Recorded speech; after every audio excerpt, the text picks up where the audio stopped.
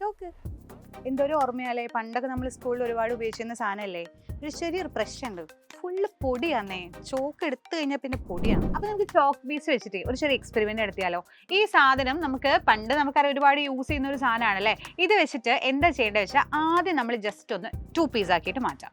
Okay, ഞാനത് ഒരു chalk piece എടുത്തിട്ട് 2 പീസ് ആക്കിയിട്ട് മാറ്റിയിട്ടുണ്ട്. ഇനി ചെയ്യാൻ പോകുന്നത് എന്താണെന്ന് വെച്ചാൽ ഇതിന് ചെറിയ ചെറിയ ഫൈൻ ആയിട്ടുള്ള പൗഡർ ആക്കി മാറ്റണം. ഇച്ചിരി പണിയാണ്, എങ്കിലും നമുക്ക് സെറ്റ് ആക്കാം. ഓക്കെ, അപ്പം നമുക്ക് ഇതേപോലെ നിങ്ങൾക്ക് പെസ്റ്റിലോ എന്ത് സാധനമാണോ ഉള്ളത് വെച്ചിട്ട് അത് വെച്ചിട്ട് ഇങ്ങനെ ഫൈൻ പൗഡർ ആക്കി മാറ്റാം കേട്ടോ. നമുക്ക് എത്രയാണോ പറ്റുന്നത് അത്രയും കുഞ്ഞാക്കിയിട്ട് ഇതിനെ മാറ്റാൻ വേണ്ടിയിട്ട് നോക്കുക. അപ്പം മിസ്സ് പറ്റുന്ന അത്രയും സെറ്റാക്കുന്നുണ്ട്, കഷ്ടപ്പെട്ടാണെങ്കിലും കുറച്ച് ഇച്ചിരി സെറ്റാക്കുന്നുണ്ട്. അപ്പം നമുക്ക് ഇച്ചിരി ഫൈൻ പൗഡർ അപ്പം എന്തായിട്ടുണ്ട്, സെറ്റായിട്ട് കിട്ടിയിട്ടുണ്ട്.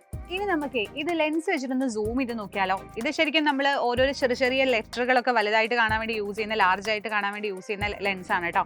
അപ്പോൾ ഇത് വെച്ചിട്ട് ഞാൻ ഒന്ന് സൂം ചെയ്ത് നോക്കുകയാണ്. അല്ലെങ്കിൽ നോക്കാം. ഇച്ചിരി വലുതായിട്ട് കാണുന്നുണ്ടെന്നല്ലാതെ പ്രത്യേകിച്ച് വേറൊന്നും നമുക്ക് കാണാൻ പറ്റുന്നില്ല. അപ്പൊ ശരിക്കും പറഞ്ഞാലേ ഇതിപ്പോ ഞാൻ ഇത്രയും ഫൈൻ പൗഡർ ആക്കി മാറ്റില്ലേ, ഇതാണോ അതിന്റെ ഏറ്റവും സ്മോളസ്റ്റ് പാർട്ടിക്കിൾ എന്ന് പറയുന്നത്? അല്ല അല്ലേ. അപ്പൊ നിങ്ങൾ വിചാരിക്കും മിസ്സേ ഇതല്ലേ ഏറ്റവും ചെറുത് സ്മോളസ്റ്റ്, ഇതിലും സ്മോളസ്റ്റ് ഇനി ഉണ്ടോ ചോദിച്ചാൽ ഇതിലും സ്മോളസ്റ്റ് ഉണ്ട്.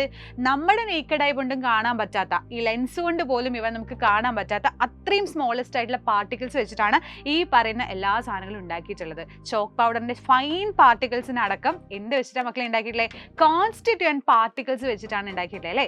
അതിൽ തന്നെ നിങ്ങൾക്ക് അറിയാം ആറ്റംസ് ആൻഡ് മോളിക്യൂൾസ് ഒക്കെ ഏറ്റവും സ്മോളസ്റ്റ് ആയിട്ടുള്ള പാർട്ടിക്കിൾ, നമുക്ക് നേക്കഡ് ഐ കൊണ്ടും കാണാൻ പറ്റാത്ത അത്രയും സ്മോളസ്റ്റ് പാർട്ടിക്കിളിനെ നമ്മൾ പറയുന്ന പേരാണ് ആക്ച്വലി ആറ്റം എന്ന് പറയുന്നത് അല്ലേ. അപ്പൊ ആറ്റങ്ങൾ വീണ്ടും കമ്പൈൻ ചെയ്യുമ്പോൾ എന്താവുന്നു, മോളിക്യൂൾസ് ആയിട്ട് മാറുന്നു. അപ്പൊ ഇതുപോലെ ഇത്തിരി പോകുന്ന കോൺസ്റ്റന്റ് പാർട്ടിക്കിൾസ് കൂടി ചേർന്നിട്ടാണ് ഇതുപോലെയുള്ള എന്തായിട്ട് മാറിയത്, ചോക്ക് പീസ് ആയിട്ട് മാറിയിട്ടുള്ളത്.